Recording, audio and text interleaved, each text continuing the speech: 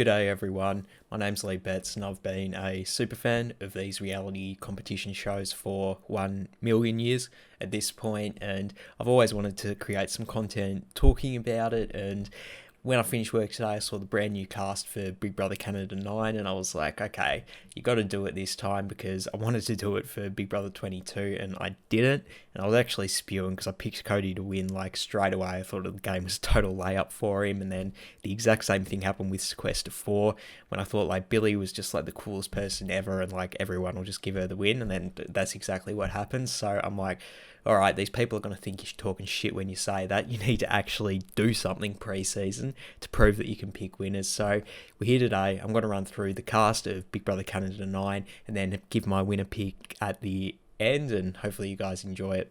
So I'm going to go in ascending order from my least favourite to my most favourite in the 14. So without any further ado, let's get into the first one. So initially I watched the videos that the Big Brother Canada put out online, and then I read the bios after that, and that's all I could really find on all of the people in these casts, except for I did watch one video on Julie's YouTube channel, which is massive. So I'm not really basing it off much. Just keep in mind we're working with limited information here. But with that out of the way, the last place person, my least favourite from the preseason, it's Josh. Sorry, mate. I do feel like the editors of his video did throw him under the bus a bit, and they were trying to make him seem a bit airheaded. I'm sure he's not that bad, but like if I'm basing it off of this stuff, like he did seem like a bit of an airhead, and probably my least favourite for that reason. The second least favourite was Kefar. He just initially just rubbed me the wrong way when he couldn't figure out how to use the tripod. Like, mate, how are you going to win the game if you can't figure out a tripod? Like, figuring out a tripod is easy. Like, primary school kids do it. So already I was in a bad mood. I did like that he was a family man, and the fact that he's playing for someone other than just himself, for his family, that is really cool. I just don't think he's going to bring home the bacon when he can't figure out how to use a tripod. Maybe he'll prove me wrong. We'll see. My third least favourite was Tyshawn, and this one's kind of tricky because I actually do think Tyshawn seems like a really nice, likeable guy, and I could totally see him being like the Cody Calafiori of the season, where he's just like this good-looking, charismatic, everyone wants to work with him, and he's just protected all the way to the end, and then smashes the jury vote. The thing with Cody Calafiori is he's so goddamn boring, dude. Like, that season was tough to watch. Like, it was a slug to get through. I can totally envision a scenario where Tyshawn's like one of the best players ever, but this season's absolutely boring as a result, and it's just like a giant pagonging type thing. And yeah, Tyshawn, that just seems like who he is to me, and I don't want to sit through that season again, and I know most of you probably don't either. Next least favourite was Beth. I feel like I do like that Beth works with homeless people. That's really cool, something to give back to the community, but kind of like Tyshawn, just didn't get much charisma from her, much dynamic personality. Just seems like a really nice person. The fact that she grew up on a farm, like maybe she'll be like physically strong and do really well in the challenges, but if she doesn't do well in the challenges, yeah, I don't think she will do well in the game, honestly. Next up is Rohan, and I see what Rohan's trying to do. He's trying to do like the Johnny Fairplay thing, where he's like, you know, I'm playing up the villain, and you know, he's going to be doing all these backstabby moves with like a wink and a nod, but I just got the vibe that he doesn't quite have the charisma to pull that off. I feel like he is much more of a Peter Brown than a Johnny Fairplay, but if he does end up being a Johnny Fairplay, he will by far be my favourite on this season, but I'm not expecting that much. Next I had Jedson. I actually had Jedson much lower when I just watched the videos, but then I read his online bio, and I actually do get the vibe that he is like coming in as a gamer, and he is going to try and hustle. He's really going to make a crack at it, and that's important to me as a gamer. Like, I want to see people fight for the win, so his written bio did impress me, but the video made him seem like really boring, and he was just like super thirsty for the girls, and no one wants to see that, bruh. Come on. And I do think he might have a shot to do well if he does keep his head out of the gutter. Next up, I had Tina. I really do like that Tina is like getting into hockey at an older age, and she seems like by far the most down-to-earth person on this cast. And I like that, but at the same time, I can't have her too high because that might be a bit boring, and also she's the eldest on the cast, and that's just like a death stroke in the game of Big Brother, and I just don't see her getting that far, unfortunately. Next up, I had Victoria. When I was like halfway through Victoria's video, I was like, she seems kind of annoying, and it's probably going to be out of the game pretty quick. I'm probably going to have her pretty low on the list. But then she gave this big story about how she grew up in foster home, and now she works at the same foster home she grew up in, and I'm just like, could you imagine if this person won the game? Like, what an inspirational story that would be. So I definitely did drag her up from the bottom, but at the same time, Her personality did seem like a lot extra, and I think it'll rub people the wrong way, and it did rub me the wrong way initially. I think maybe if she's more like vulnerable with the castmates and she talks about her upbringing, then that'll probably be a better spot for her than if she's just like trying to be high energy all the time. Next up, I had Brayden, and I thought Brayden was hilarious in his bio. Seems like he'll be a big fun personality on the show.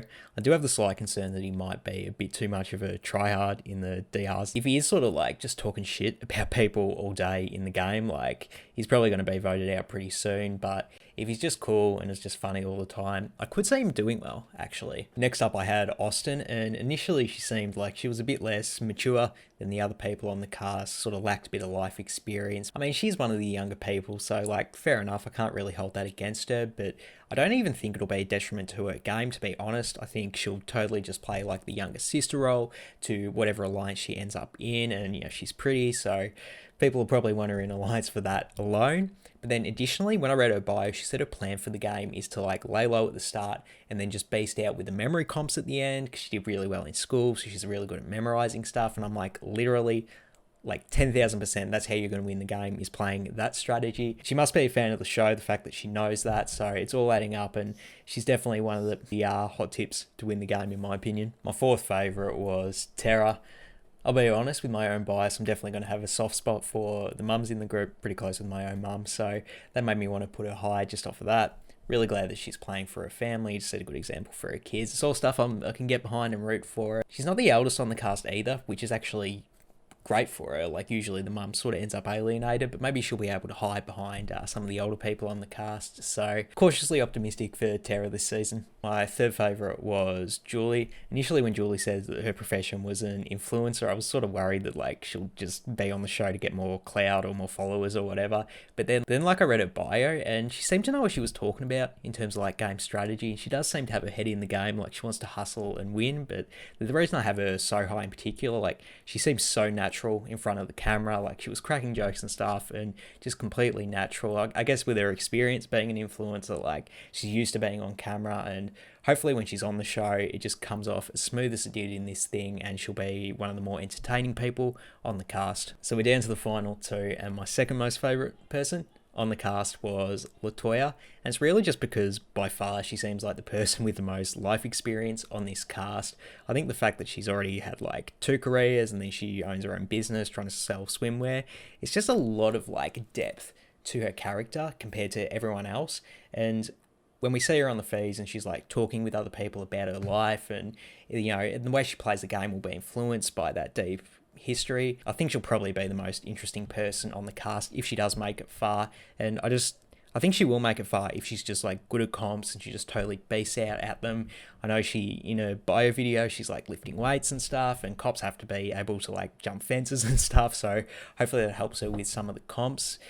Could see her potentially being ousted early. I don't like the fact that she's going to lie about her career. That can just sow distrust if you ever get caught in any way, and that can definitely backfire. So bit of concern with her, but really rooting for her to do well and see how a character like hers plays out on the show.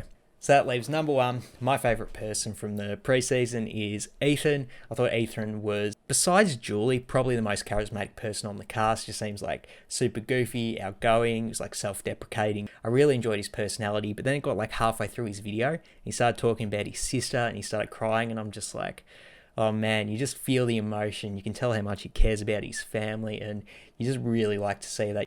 This big goofy guy, but he has a heart too, so I was just like 100% behind him and rooting for him and his sister so far this season at least. And that was really the thing. Like, I was going to have him high, but that just pushed him to number one for me, and absolutely rooting for this bloke this season 100%. Also, the fact that he does like skiing, like he's probably got really good balance, he's probably super agile. I think he'll do really, really well in the competitions.